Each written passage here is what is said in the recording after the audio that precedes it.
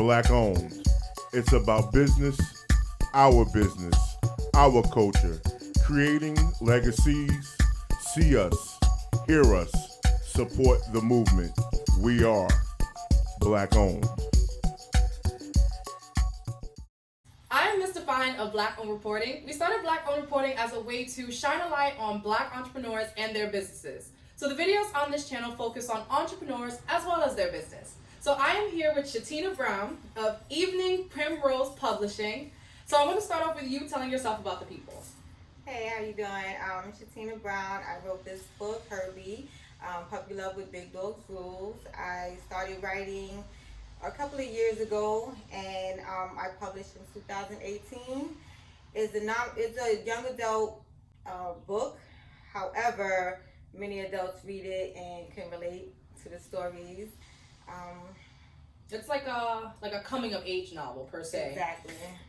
So how long have you been an author? Oh, a published author since 2018. I've been writing for many years, but mainly for my school papers and stuff like some that. Short stories. Yeah, short stories, articles, But since 2018, that's when I published my book. So did you self-publish? I did. I self-published. I started a publishing company, as you know, Evening Primrose Publishing. I went that route because I didn't want my words to be edited. Mm-hmm. Well, You want to be hands-on. Yeah, I wanted my words to be out there. I didn't want somebody telling me, oh, that's not how Black child speak. That's not how Black family do. Black family should do. Like, no, I was raised in a Black family, and this is what a Black family is. And we're not all shooting each other up, because in the book, the family is very positive family. Like they, the upbringing, the children, like, it's a good story. It's not robbing and killing and murder, and it's none of that. Mm-hmm. Sometimes when it comes down to showing Black families, is always in a bad light. Mm-hmm. This is not it. So I wanted to make sure when people read this story, they see, oh no, there's some fine Black families out there. It's nothing, like, we are out there and we're doing really good work. So self-publishing. So was it hard for you to self-publish, really? I wouldn't say it was so much hard. It was just time consuming and a lot of patience. Because not everybody want to give up information. Like, you go to some people and they know they have the information, but for some reason they just don't want to share it. So it was just really me, going down to different places, asking the right questions, and saving up some money, because you have to pay for a lot of these things, like your ISBN numbers. So just kind of, it was like a big puzzle, and I just had to put everything together to make up this company. So once I did it, I put it out there. I just jumped in. I was like, nothing's going to stop me at this point, because this is my company. At this point, you did all the hard labor, a labor of love. I did. So earlier when we spoke, you said one of the things that inspired you to kind of put this out there was your mom. So tell me a little bit about how your friends and your family have supported you.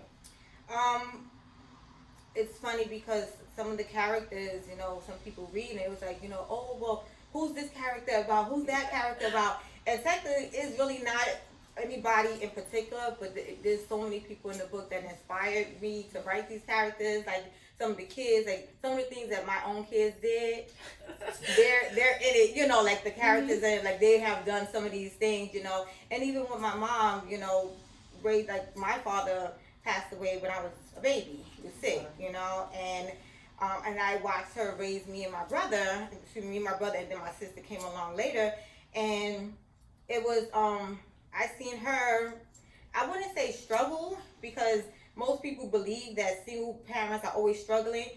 No, we had our hard times, but we also had a lot of fun times, and we had a lot of funny times, and we had a lot of family events that were so positive. And I wanted to make sure in my book it reflected my mother, how we was raised. Like, we wasn't starving.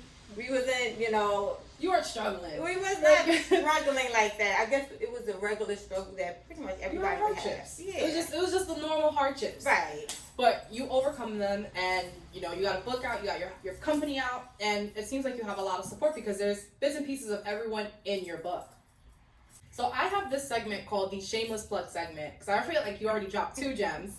So shameless plugs are the what's next, the what can we expect from you. So what do you want to shamelessly plug up? Well, I have some merchandise coming out. I'm working on a couple of things. I'm a seamstress as well.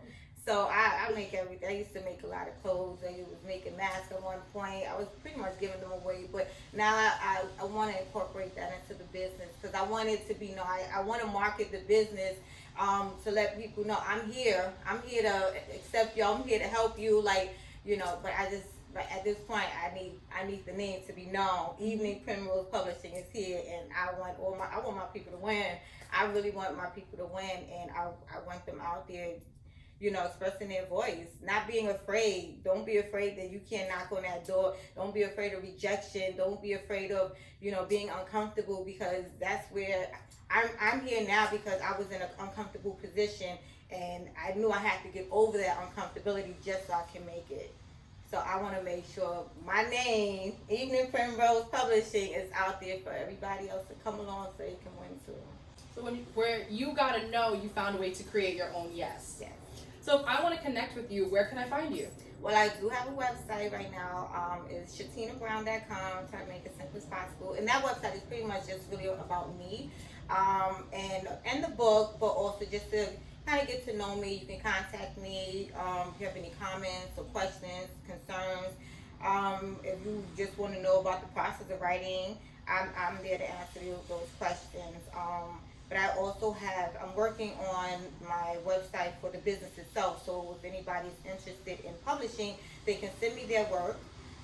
Or if they just want information on how to go about starting their own publishing company, I'm here. Oh wow, that mentorship is so key. It is super key.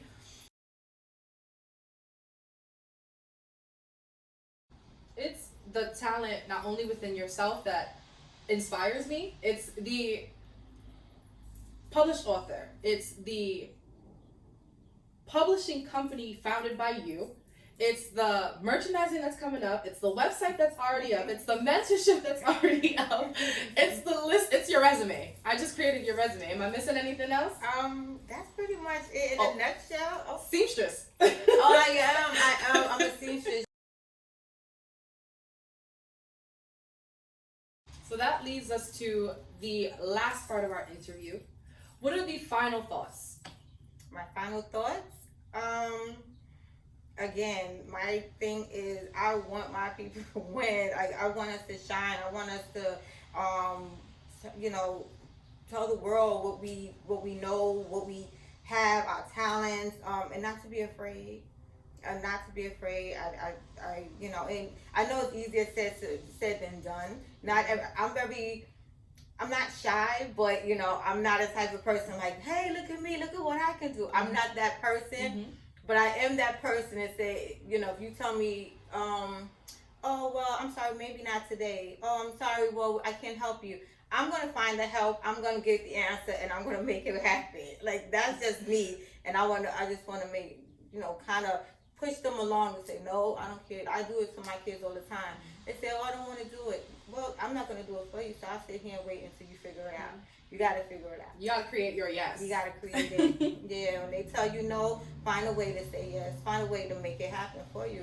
And there's always a way.